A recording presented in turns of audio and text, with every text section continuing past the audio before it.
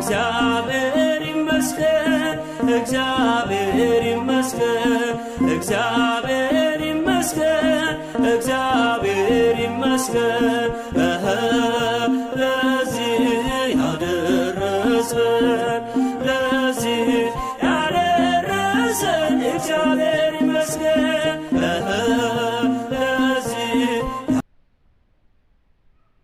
እሺ ጋሼ ታቦቱ እንደወጣ በቪዲዮ አሳይቶናል። ታቦቱ እንደተመለሰስ እንዴት ነው? ለምን ኢንፎርሜሽኑን አይነግሩንም?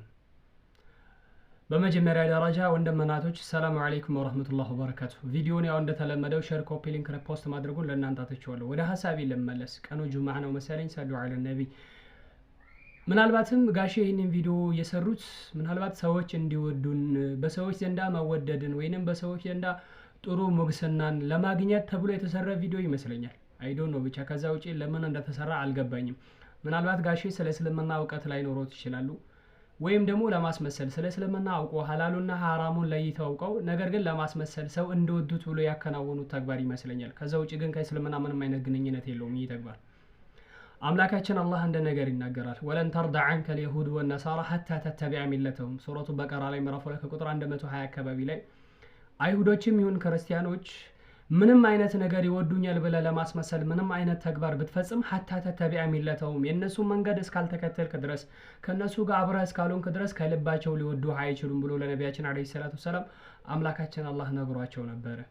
ግን አሁን አብዛኛው ጊዜ በዘመናችን ያሉ ሰዎች እንድንወደድ ወይንም ደግሞ ሰዎች ጥሩ ክብር ይሰጡናል ወይ የሆነ ነገር ጥቅማ ጥቅም እናገኝበታለን ወይ በሰው ዘንዳ ሞገስና ትልቅነት እናገኛለን ለማለት ምንም እምነቱ ማይፈቀደውን ነገር በእምነቱ ማይቻለውን ነገር አከናውነው በሰው ዘንድ ልወደድ ባይነት ልታይ ባይነት በየጊዜው ለመስቀል በሬ መግዛት እንደዚሁ ታቦት መሸኛት ታቦታቸውን በሰላም ገባ አልহামዱሊላህ እያሉ ብዙ ጊዜ እንሰማለን። አይደለም እንደዚህ አስመስለን መኖር አይቻልም። ሁሉም ሰው የየራሱ እምነት አለው። እኔ ከክርስቲያን ጓደኞቼ ጋር አብሬ ነው የምኖረው። ነገር ግን እነሱ ያረዱትን ስጋ እኔ አልበላም፣ እኔ ያረድኩትን ስጋ እነሱ አይበሉም። ለኔ ብሎ የኛን ስጋ እነሱ አይበሉም፣ እኔ ለነሱ ብዬ አላደርገውም። በቃ በኖሮ ጉዳይ አብረን እናኖራለን። ግን እምነት የግል ነው የጋራ አይደለም። እምነት ለማስመሰል ብለን የምናከናውነው ምንም አይነት ተግባር የለም። ለምንድን ነው ለማስመሰል የምንሰራው? አምላካችን አላህ ወተዓወኑ ዐለል ብሪ ወተቅዋ ወላ ተዓወኑ ዐለል ኢስሚ ወልዑድዋን።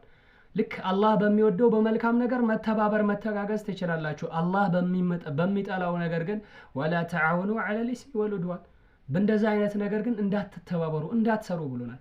ለምን ልወደድ ባይነት ይሸውደናል? እምነት እኮ ይበልጣል። ሰዎች እንዲወዱን ብለን ለማስመሰል ምናምን ታቦቱ እንኳን በሰላም ገባ ምን አስፈለገ? ታቦቱ ገባ አልገባ የኛ ጉዳይ አይደለም።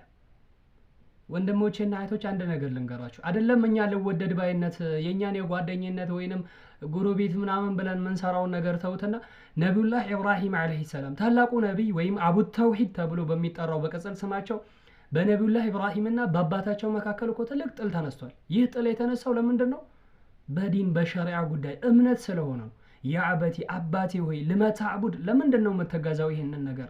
ማላ የስማ የማይሰማን ነገር ወላ ይብሰር የማይመለከተን ነገር ወላ ይغني عنك شيئا መጥቀምና መጉዳትን የማይችልን ነገር ለምንድን ነው የምታመልከው? ይሄንን ነገር ከዚህ ራቅ እያለ እኮ ከአባቱ ጋር ሰጣ ገባ ውስጥ ገብቷል። ማን ነው? ነብዩላህ ኢብራሂም አለይሂ ሰላም። አንተና እኔ ተራ ሰው ሆነን እዚህ ኮፍያ አድርገው እኮ መስጂድ ለመስገድ እኮ አይደለም ይሄ እኮ ታቦት ለመሸኛት ነው ጋሺ። ይደረጋል እንደዚህ አይደረግ።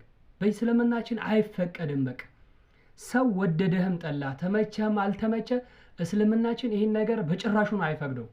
ለምንድን ነው የምናደርገው ታዲያ? ሰዎች እንዲወዱን እንዲያከብሩን ኦኬ እከሌ ጥሩ ሰው ነው እንድንባል ነው እንደዚህ የምንደረገው። ጥሩ መባል በሌላ ጉዳይ አላህ በሚፈቅደው ጉዳይ ላይ ጥሩ መባልና መጥፎ መባል ያለ ነው። ግን አላህ በሚጠላው ጉዳይ ላይ ጥሩ ነኝ እንድትባል ወይንም እከሌ ጥሩ ነው እንዲባል መሆን በጭራሽ አያስፈልግም። ስለዚህ ነቢያችን አለይሂ ሰላቱ ወሰላም ምን ይላሉ? ማን ተሻበሀ በቀውሚን ከወገኖቻችን ጋራ ለመመሳሰል ወይንም የሆነ ነገርን ከነሱ ጋራ ተመሳሳይ ነገር ለማድረግ የፈለገ ሰው ፈሁወ ሚንሁ ከነሱ ነው ከኛ አይደለም ብሏል። ለምንድን ነው ለማስመሰል ምንጠራው? ለማንኛውም እንደዚህ አይነት ቪዲዮዎችን ተጠንቀቁ። ተደጋጋሚ ከዚህ በፊትም ታቦታችን በሰላም ገባ አልহামዱሊላህ ምናምን ሲያሽቀብጡ ነበር ነው። አይመለከተኝም። እንደዚህ አይነት ነገር አላደርግም። እኔ ከኔ ጋር ብዙ ክርስቲያን ጓደኞች አሉ። ወደዳችሁም ጠላችሁም ይሄ አደባባይ እውነታ ነው። ግን እነሱ ለኔ ብሎ እምነታቸው የማይፈቅድ ነገር አይሰሩም። እኔም ለነሱ ብዬ እምነቴ የማይፈቅድ ነገር አይሰራም። በአናኖር በሌላ ነገር ግን አብረን እንኖራለን፣ አብረን እንበላለን፣ አብረን እንጠጣለን። ስለዚህ በዚህ ነገር እንጠንቀቅ ባይ ነኝ። ወሰላሙ አለይኩም።